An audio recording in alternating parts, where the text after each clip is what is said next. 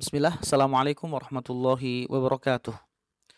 Alhamdulillah ala ihsanih wa syukru ala taufiqih wa imtinanih wa ashhadu an la ilaha illallah wahdahu la syarikalah lahu ta'ziman li sya'nih wa ashhadu anna nabiyyina Muhammadan abduhu wa rasuluhu sallallahu alaihi wa alihi wa ashabihi wa sallama tasliman mazidan. Jamaah yang dimuliakan oleh Allah Subhanahu wa taala. Alhamdulillah, bersyukur kita pada Allah Subhanahu wa taala. Di bulan yang penuh berkah ini Allah masih memberikan kesehatan, kekuatan, dan tentunya keimanan sehingga kita bisa menjalankan puasa ini dengan penuh kebaikan insyaallah. Salat dan salam semoga senantiasa tercurahkan pada qudwah hasanah kita, Nabi besar kita Nabi Allah Muhammad sallallahu alaihi wasallam. Teman-teman yang dimuliakan Allah Subhanahu wa taala, di Kultum series kali ini kita akan coba sedikit berbagi nasihat tentang keterkaitan antara sholat dan rizki. Pertemuan ini kita akan mentadaburi satu ayat di dalam Al-Quran, tepatnya dalam surah Toha ayat 132. Ketika Allah Subhanahu wa taala berfirman, A'udzubillahi minasyaitonirrajim, wa'mur ahlaka bis-shalah wastabir 'alaiha. La nas'aluka rizqan wa nahnu narzuquka wal 'aqibatu littaqwa. Teman-teman yang dimuliakan oleh Allah Subhanahu wa taala. Allah Subhanahu wa taala berfirman dalam ayat ini, wa'mur ahlaka bis-shalah wastabir 'alaiha. Perintahkanlah keluargamu untuk mengerjakan salat, wastabir 'alaiha, dan bersabarlah dalam perkara tersebut. La nas'aluka rizqan. Allah menegaskan, kami tidak meminta rizki kepadamu.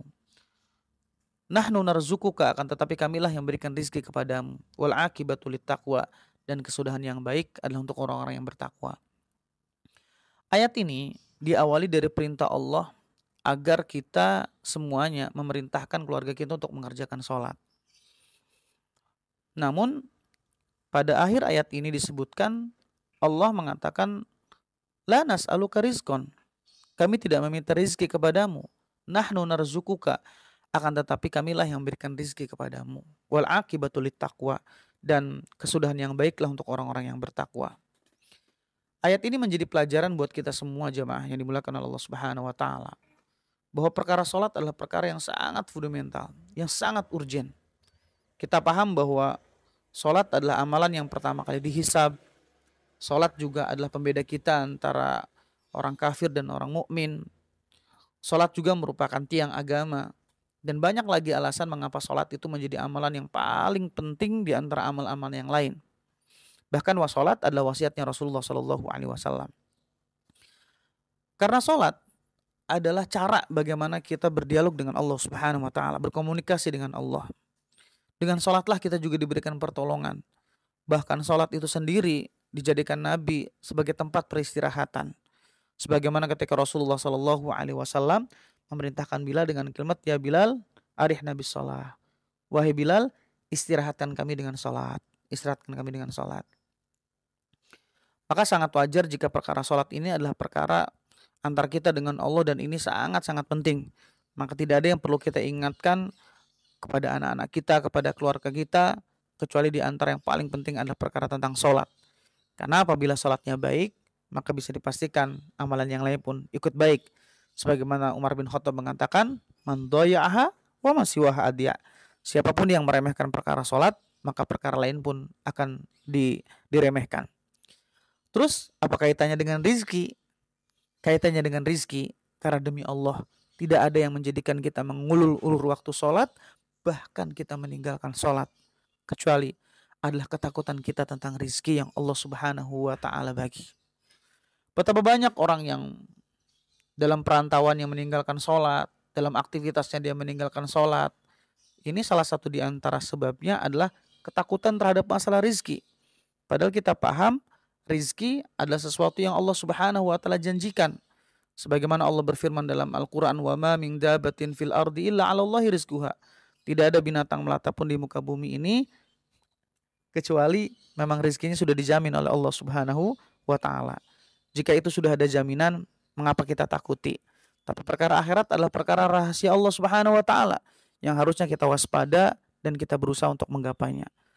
Maka jamaah yang dimuliakan Allah Subhanahu wa taala, penting buat kita untuk memahami bahwa sholat adalah perkara yang sangat penting, harusnya menjadi pengingat buat kita semuanya.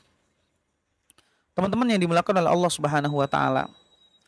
Lantas bagaimana caranya agar kita tenang mengikat sholat dan mengingat tentang rizki? Simple, tingkatin ketakwaan kita. Dan mengerjakan sholat adalah bagian daripada meningkatkan ketakwaan. Kalau sudah bertakwa, apa yang kita butuhkan Allah cukupkan. Kalau kita sudah bertakwa, kita punya masalah, Allah berikan solusi dan penyelesaiannya. Namun kalau kita tidak meningkatkan ketakwaan, sekeras apapun kita ikhtiar, akan menjadi sebuah kesia-siaan. Maka beruntunglah orang-orang yang menjadikan sholat sebagai agenda utamanya, karena ketika akhirat menjadi agenda utamanya, maka dunia akan mengikutinya. Sampai-sampai Rasulullah SAW bilang ini, siapapun di antara kita yang obsesi hidupnya dunia, ya farraqa alaihi syamlah, Allah akan cerai beraikan itu urusannya. Bahkan Allah Subhanahu wa taala akan jadikan kemiskinan di pelupuk bola matanya, dan tidak didatangkan dunia kecuali hanya bagiannya saja. Tetapi kalau orang orientasinya adalah akhirat, Allah akan jadikan kekayaan dalam hatinya.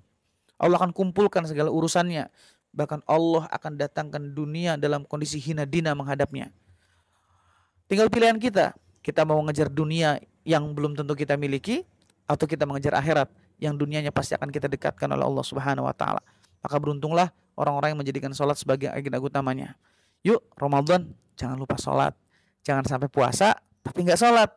Kalau orang puasa nggak sholat, kayak orang merasa berpakaian, maaf, dia pakai baju tapi nggak pakai celana, akan menjadi sebuah kesia-siaan.